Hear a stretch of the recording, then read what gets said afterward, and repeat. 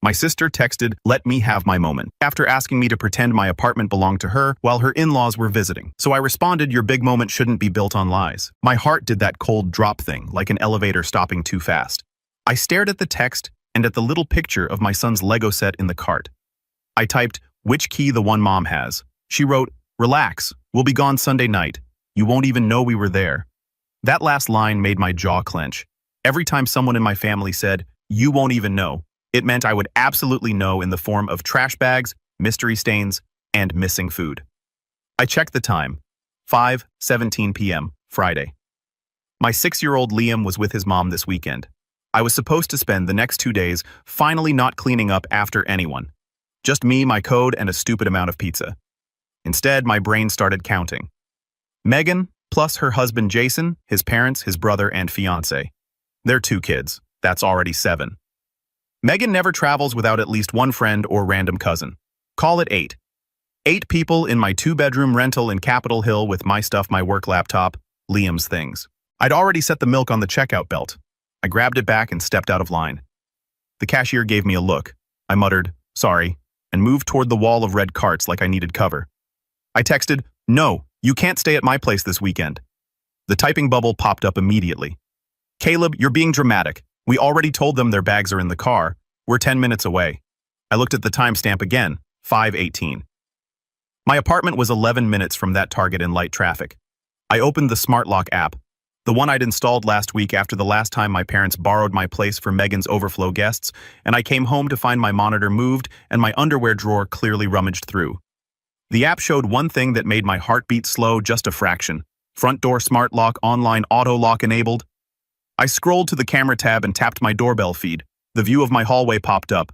My doormat, the ugly beige of the building carpet. The deadbolt that no longer did anything because it didn't have a key. Only the Smart Lock did. Megan had no idea. I texted Mom, "Doesn't have a key anymore." 3 dots. "What are you talking about?" "I changed the locks last week. I wrote Smart Lock now. No one gets in without a code." It took her a full minute to respond. That was how I knew she was really mad.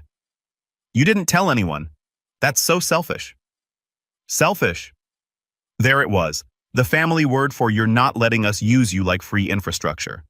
Instead of responding, I opened the family group chat.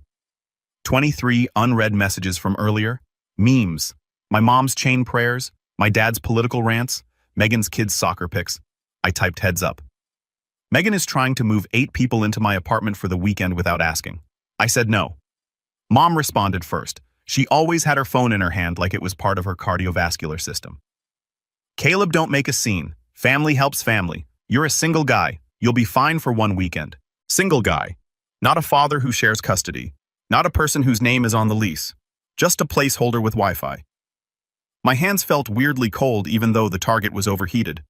I pulled my hoodie sleeve down, pushed my cart to the side, and headed for the exit. My phone buzzed again. This time it was the doorbell camera notification. Motion detected. Front door. I tapped it. The feed flipped open and there they were, right on schedule. Megan in her camel coat messy bun yelling at someone off camera. Jason behind her with a rolling suitcase in each hand. An older couple I recognized from holiday photos. His parents. A younger guy with a beard and AirPods. A woman with a high ponytail. 2 kids bouncing around, each dragging a little suitcase that kept tipping over. 8 people. My brain counted automatically like it was taking inventory of the threat. I watched Megan dig in her purse, pull out my old silver key, and jam it into the deadbolt. The deadbolt turned uselessly. The Smart Lock stayed a calm, glowing blue. Megan frowned, jiggled the knob harder, then shoulder-checked the door like that would help. "Why isn't this opening?" she said. Her voice came through the camera mic tinny and annoyed.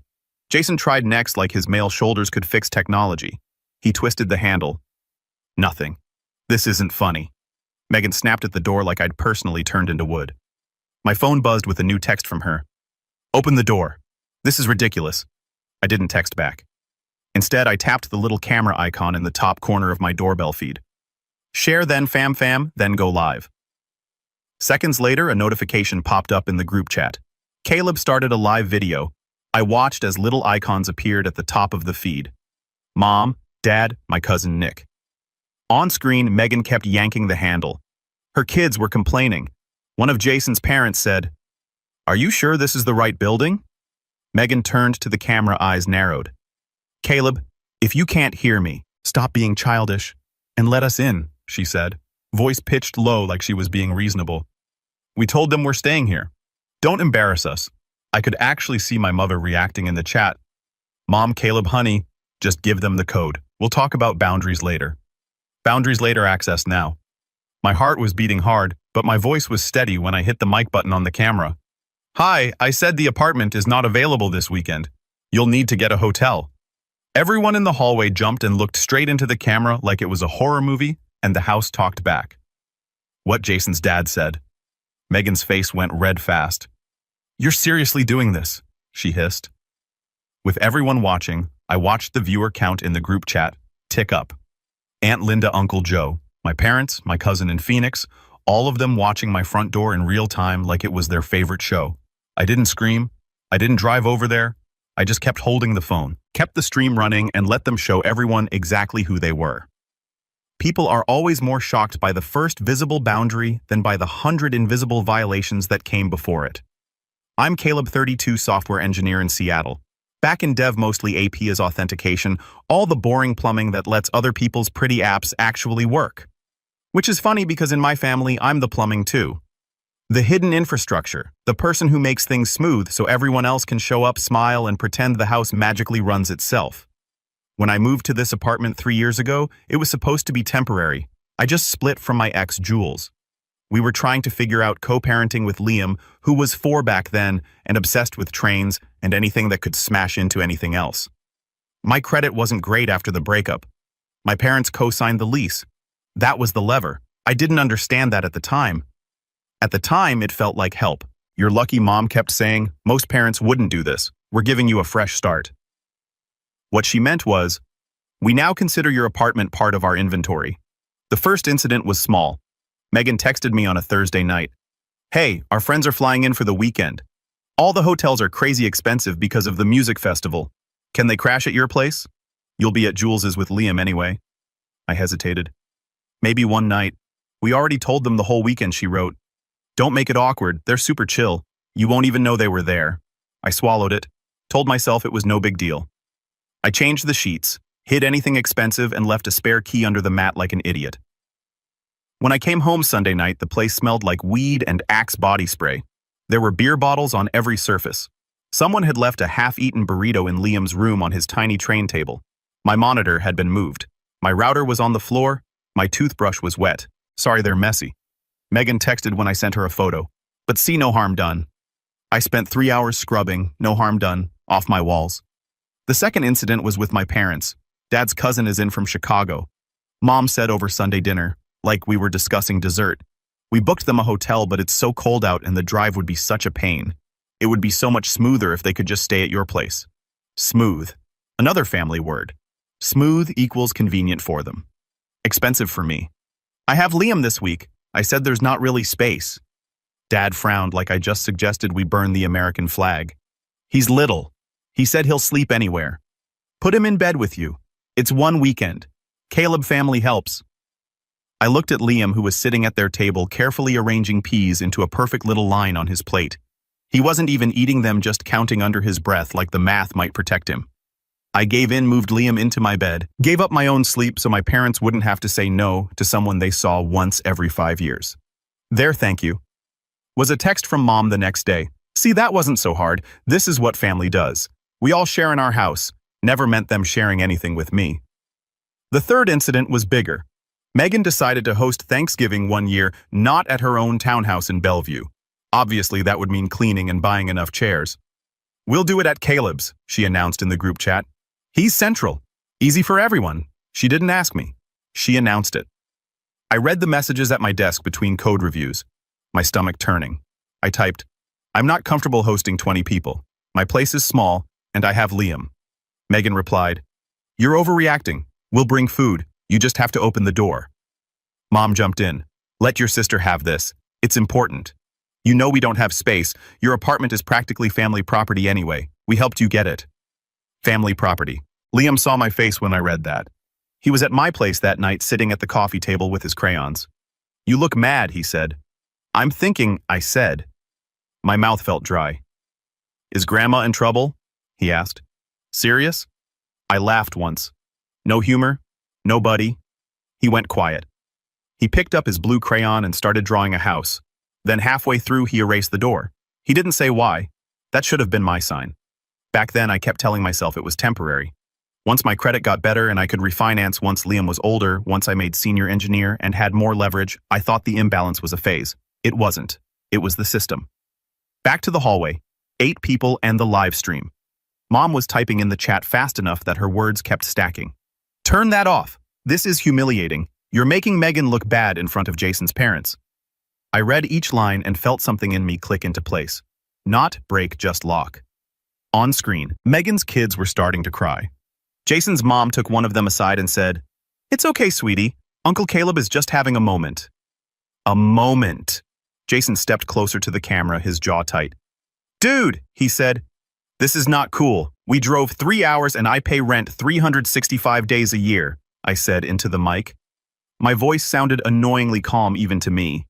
"This is my home. You didn't ask. You told—" Jason rolled his eyes. "You're seriously going to make my parents get a hotel? Everything's booked for the festival." Mom's message pinged again. "Caleb offered to pay for one night. It's the right thing." I stared at that sentence. The right thing with my salary, my bills, my kid. Megan's household income was double mine. Jason was a sales manager. His parents owned a beach house, but sure, I was the one who should pay. Megan saw her chance. She jumped back in front of the camera. "You know what?" she said, voice bright with fake reason. "Fine, keep your precious apartment. We'll just tell everyone you kicked your family out on the sidewalk. Tell them I said. Make sure you include the part where you tried to move in 8 people without permission while I wasn't home." The viewer count ticked up again. My cousin sent a single wide eyes emoji. My dad finally chimed in. "Enough, Caleb. End this. And stop embarrassing us." I felt my heartbeat in my fingertips. "No," I typed back in the chat. "Explain why you gave out keys to my apartment after I asked you not to." Silence. Megan tried the handle one more time, like the door might have changed its mind. The smart lock glowed blue. Steady. She looked up at the camera and said very clearly, "If you don't let us in, don't ever ask this family for help again." There it was. The threat, the lever. I remembered every help I'd gotten. The co-signed lease, the temporary storage of my childhood boxes in their garage that turned into leverage whenever they wanted something. The random loans that came with invisible strings. I ended the live stream. The family chat exploded. Calls started coming in. Mom is calling. Dad is calling. I let them ring out instead. I opened the Files app on my phone and created a new folder: apartment access and incidents. I saved the doorbell video screenshot. The texts took a screen recording of the chat with the live stream. That's when I stopped arguing and started documenting. The next wave hit that night. I was back at my apartment, groceries finally in my fridge, sitting at my kitchen table with my laptop open. The doorbell cam showed the hallway empty. My phone was buzzing every few minutes. Mom called again. I answered this time only because I wanted the recording. She didn't even say hello. "Caleb, what has gotten into you?" "I'm enforcing a boundary," I said. "That's all a boundary." She laughed brittle. "This isn't therapy. This is real life." Megan had guests. "You embarrassed all of us. They embarrassed themselves," I said, by assuming they could take over my home. "You're not being flexible," she snapped. "We all decided your apartment would be our overflow when needed. That's why we co-signed. It benefits everyone." Family property out loud this time. "Who is we?" I asked. Did anyone ask me? Silence on her end? Then don't be ridiculous. I opened a note and typed her exact words as she said them. "You said," I read back. "We all decided my apartment would be overflow. I'm telling you that's not acceptable." "You're twisting things," she said sharply. "Keep this up and don't come crying to us when you need help with Liam or money." "I'm not asking for help," I said. "I'm asking for respect." She hung up on me. 10 minutes later, I got an email from my building manager, Michelle. Subject question: "Are guests accessing your unit?" My stomach dropped. "Hi, Caleb. We had a group stop by the office today saying they were relatives of yours and needed a key since they were locked out. As per policy, we obviously did not provide access without your authorization, but they insisted you wanted them to stay in your unit. Can you please confirm your guest policy / whether anyone else should have access moving forward? Thanks, Michelle." I exhaled slowly. "Of course," I muttered. "Of course they went to management." I hit reply. "Hi, Michelle. Thank you for following policy and not letting them in. To be clear, no one other than myself is authorized to access my unit. Please do not provide keys or open the door to anyone else regardless of what they say. For the record, today's group was not invited and attempted to enter without my consent. Best Caleb. I attached the doorbell video, hit send. The next morning, Megan tried a more practical angle. She texted, "You'll need mom for Liam's pickups when you're at work. If you freeze her out over this, good luck." There it was, the childcare lever. I stared at the message. Thought about Liam sitting quietly at their table arranging peace. Thought about how he always came back from their house a little smaller, a little more careful. Then I opened the folder again and saved that text too. Later that day, I sent one more message to the family chat. From now on, nobody is allowed in my apartment without my explicit written permission for specific dates. Any attempt to enter without that is trespassing. This is not up for debate. Mom replied instantly. You're making a legal issue out of family. Yes, I thought. Exactly. 2 days after the lock incident, I got called into the building office. Michelle had that property manager look on her face, part tired, part done with everyone's nonsense. Hey, Caleb, she said, gesturing to the chairs. Can you sit for a sec? I sat. My palms were sweating a little. I hate confrontation even when I'm right. She pulled up a video on her monitor. I watched your doorbell footage, she said, and the footage from our hallway cams. On the screen, there was my family again. 8 people, luggage, frustration. Megan pounding on the door. Jason gesturing, Jason's dad throwing his hands up. So these people don't live here? Michelle asked. No, I said they never have and they don't have a right to be in your unit. No. Michelle nodded once sharp. Okay then, we have a problem. She clicked another file. An email log. Your sister, I think Megan, she sent us an email this morning saying she has standing permission to use your unit when needed because your parents co-signed. She said we need to honor the family agreement. My stomach flipped. She's lying, I said. I figured, Michelle said dryly. That's why I wanted to talk to you in person. She slid a paper across the desk. This is a formal, no unauthorized entry notice we can file with the building's security vendor. It basically notes that no one besides you is allowed key or code access. If anyone else tries to get in, we're obligated to treat it as trespass, and if needed, call police. We'll also log today's footage as an attempted unauthorized entry. The word police made my chest tighten. I'm not trying to have my sister arrested. I said I just want my home back. You'd be surprised how fast people get respectful when the word trespassing is involved. Michelle said, this just gives us something official to point to. The paper had blank spaces. Authorized occupant. Caleb James Mercer. Other authorized individuals blank. I picked up the pen. My hand shook for half a second, then steadied. I signed. Michelle counter-signed. Okay, she said. Now if they show up again, call us, then call the non-emergency police line. Don't open the door. I nodded. On my way back to the elevator, my phone buzz. Mom again. Family meeting tonight. The group chat lit up. We need to clear the air. 7:00 p.m. on Zoom. Mandatory. Mandatory. At 7:00 p.m., I logged in. Megan was already there, square jaw clenched, sitting at her kitchen island. Jason stood behind her like backup muscle. My parents were side by side on their couch. Okay, Mom said, performing hostess even on Zoom. Let's be adults. I almost laughed. Dad cut in. Caleb, what you did was out of line. You humiliated your sister and made the whole family look unstable. You tried to break into my apartment, I said on camera. Megan bristled. Break in. We had a key. We've always had a key. You changed the locks without telling anyone. That's shady. It's my lease. I said I'm allowed to secure my home. Mom leaned in. We are your parents. We co-signed. That gives us some rights. No, I said it doesn't. I held up my phone. This, I went on, is an email from the property manager, and this is a notice we signed today stating that I am the only person authorized to access my unit. Anyone else trying to enter will be treated as trespassing under building policy and if needed by law. I didn't make a speech. I just read the sentence off the paper. In the event of any unauthorized access attempt, security and/or police may be contacted. That line landed hard. Mom's face drained of color. Dad opened his mouth, then shut it. Jason stopped looking so casual. You went to management, Dad demanded. You dragged the building into our family business. You dragged the building into it when you showed up asking for a key, I said. Megan scoffed. So, what? You're going to have us arrested? I'm going to protect my home, I said. And my kids' space. You're weaponizing the system against us, Mom said, voice shaking with anger. I thought about all the times they'd weaponized help. Housing money, child air. I'm using the system to set a boundary, I replied. They all started talking at once. Accusations, guilt trips after everything we've done. You're choosing an apartment over your family. Think about holidays. I didn't argue, I didn't yell. I waited for a pause, then said one sentence. Effective today. None of you have access to my home, my keys, or my codes. That's not negotiable. Mom stared at me like she didn't recognize me. Caleb, if you do this, you're cutting yourself off, she said. Don't come crawling back when you need us. I looked at my own square on the screen. Tired, yes, but steady. I'll take that risk, I said. And then I did the irreversible thing. I ended the call, removed every single one of them from my smart lock apps, trusted contacts, deleted the old code Mom used to have, and created a new one, only I know. Then I opened the family group chat, scrolled to the top, and quietly left the conversation.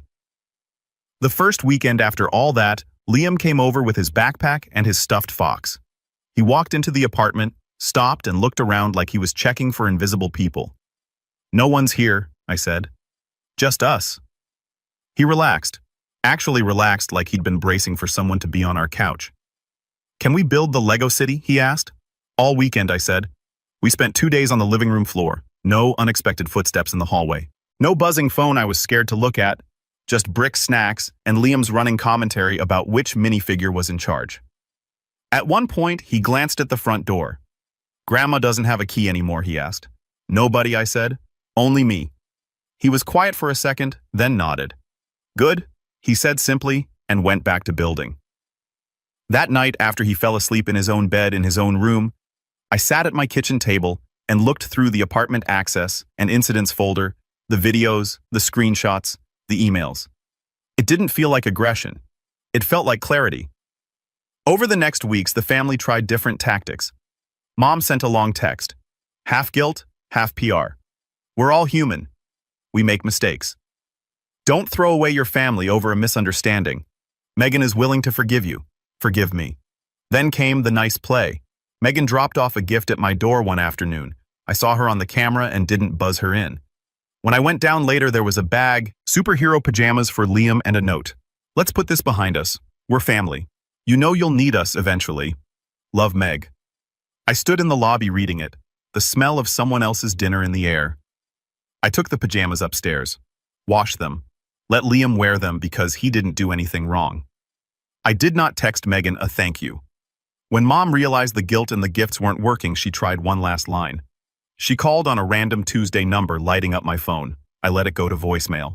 She left a message.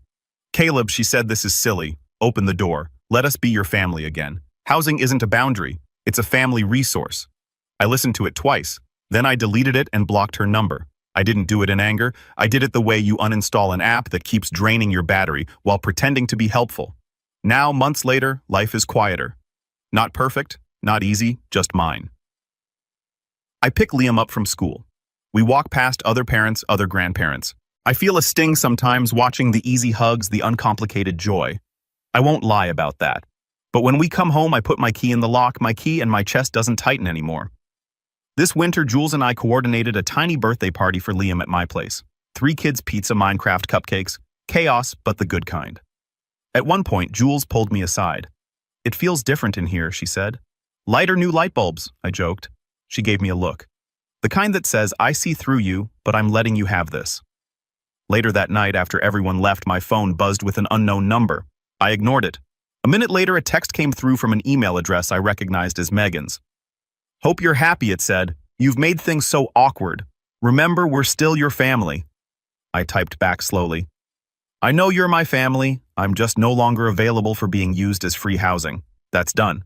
I hit send. She didn't reply. I set my phone face down, turned off the living room light, and checked Liam one more time. He was asleep in his superhero pajamas, one hand on his stuffed fox, breath soft and even. I stood in the doorway, fingers lightly touching the frame. For the first time in a long time, my home felt like an actual boundary, not a hallway other people pass through. And that's the moral I keep coming back to. Access to me and my space and my kids' space is not a family right. It's a privilege, and I'm the one who decides who has it.